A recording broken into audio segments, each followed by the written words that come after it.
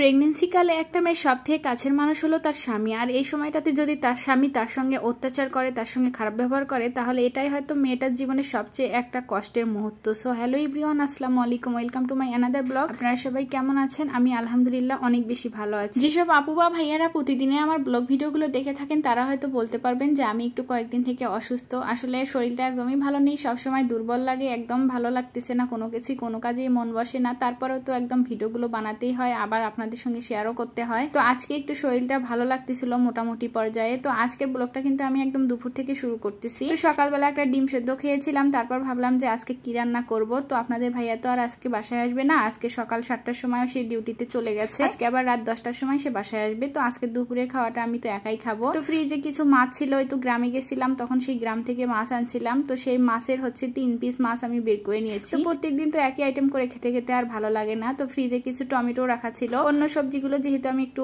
কমই খাচ্ছি ইদানিং, তো ভাবলাম যে আজকে মাছ দিয়ে আর কি টমেটো একটু আর কি ভুনা ভুনা টাইপ করে রান্না করি, খেতেও ভালো লাগবে, আর অন্য সবজিও এর মধ্যে দিব না, এরকম করে রান্না করব। তো যাই হোক, রান্নাটা বসিয়ে দিলাম। তো এই তো আপনাদেরকে প্রথমে একটা কথা বললাম না, যে একটা মেয়ে প্রেগনেন্সি কালে তার স্বামী যদি তার সঙ্গে অত্যাচার করে, ভালো ব্যবহার না করে, সবসময় খারাপ ব্যবহার করে, তাহলে সেটা হয়তো তার জীবনের সবচেয়ে একটা কষ্টের মুহূর্ত। হয়েছে কি, আমি যে বাসায় ভাড়া থাকি আর কি, সেই বাসার 3 তলার মধ্যে একটা ভাবি থাকে। তো ওনার হচ্ছে 2টা মেয়ে সন্তান আছে। তো হঠাৎ করে আর কি সে ভাবিটা আর কি কনসিভ করছে। তো কেন কনসিভ করছে এই বিষয়টা নিয়ে ওনার স্বামী প্রতিনিয়ত ওনার উপরে মারধর করে, অনেক অত্যাচার করে, খাবার দাবার কিনে না, আবার বাজার ঘাট করে না। তো এইসব নিয়ে অনেক অত্যাচার করে, অনেক ঝামেলা করে। আসলে ওই ভাবিটা কিন্তু নিজেও জানতো না যে উনি কনসিভ করছে। যখন হচ্ছে বাচ্চাটার বয়স পেটে থাকতে 6 মাস, তখন ওনার হচ্ছে বমি বমি ভাব হইতো আর পেট ব্যথা করতো। তো হঠাৎ করে উনি ডক্টরের কাছে গিয়ে আর কি চেক আপ করে দেখে যে পেটের মধ্যে 6 মাসের বাচ্চা। তো বাসায় এসে যখন ওনার হাজবেন্ডকে বলছে যে দেখো আমার পেটে 6 মাসের বাচ্চা, আমি তো জানতামই না। তো এটা নিয়ে ওনার হাজবেন্ড অনেক মন খারাপ, ওনার গায়ে পর্যন্ত হাত তুলছে। তাহলে বোঝেন এই পুরুষ মানুষগুলো কেমন হয়ে থাকে। এই স্মৃতিগুলো কি ওই ভাবিটা কখনো ভুলতে পারবে, যে বাচ্চা পেটে আসায় ওনার স্বামী হচ্ছে কত ধরনের মারধর করছে,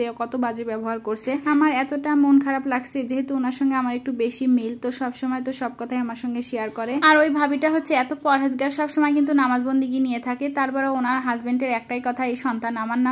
আমি কি বলবো, আপনাদেরকে বুঝাতে পারতেছি না, আমার নিজেরই অনেক খারাপ লাগে এগুলো কথা শুনলে। তো সেই ভাবিটাই যে আলু চিপস গুলো পাঠাইছে আমার জন্য, আবার একটা আপেল পাঠাইছে। তো আমি সবসময় চেষ্টা করি যেটা যেটা রান্না করি ওনাকে একটু পাঠাই, উনিও আবার আমাকে ভালোবেসে এটা ওটা পাঠায়। তো ওনার সঙ্গে কিন্তু ভালোই আমার আন্ডারস্ট্যান্ডিং। তো আপনাদের ভাইয়া কিন্তু গতকালকে যে ডিউটি থেকে আসার সময় একটা হচ্ছে ডাব আর একটা হলো কাঁঠাল এনেছে ক্যান্টনমেন্টের ভেতর থেকে, সেটাই তো কিছুক্ষণ আগে আপনাদের সঙ্গে শেয়ার করলাম। আর এই রুটিগুলো ছিল গতকাল রাতের বাসি রুটি। আপনাদের ভাইয়া 2টা রুটি খেয়েছে, আর একটা না 1.5টার মতন পড়ে আছে এরকমই। যেহেতু আমি রুটি টুটি ভাত টাত কিছুই খাই না, তো এগুলো এখন ফেলে দিতে হবে। এইদিকে কিন্তু আমার মাছ রান্নাটাও হয়ে গেছে প্রায়। তো গতকালকে আবার আপনাদের ভাইয়ার জন্য আমি একটা মুড়ির রেসিপি তৈরি করে দিয়েছিলাম। এই রেসিপিটা হচ্ছে আমার মায়ের হাতের রেসিপি। তো কাঁচা মরিচ, তারপর পেঁয়াজ তেলের মধ্যে হালকা ভেজে, তারপর এর মধ্যে পরিমাণ মতো চিনি দিয়ে, তারপর মুড়ি দিয়ে এরকম করে ভালো করে ভেজে নিলে কিন্তু অনেক বেশি মজা লাগে। আপনাদের ভাইয়াকে কিন্তু আমি প্রায় সময় এই মুড়ি ভাজাটা করে দেই, ওর কাছে নাকি অনেক বেশি মজা লাগে। আসলে মায়ের হাতের রেসিপিগুলোর কিন্তু স্বাদই আলাদা হয়। যাই হোক, চিনিটা যখন গলে যাবে তখনই কিন্তু এই মুড়িটা নামিয়ে নিতে হবে, তার আগে নামানো যাবে না।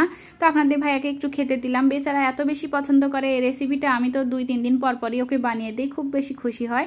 তো এই তো ওর কাছে এখন বানিয়ে নিয়ে যাচ্ছি, বেচারা একদম শুয়ে শুয়ে ফোন টিপতেছে আর হচ্ছে এগুলো খেয়ে নিল। তো আজকের মতো এই পর্যন্তই, সবাই ভালো থাকবেন, আল্লাহ হাফেজ।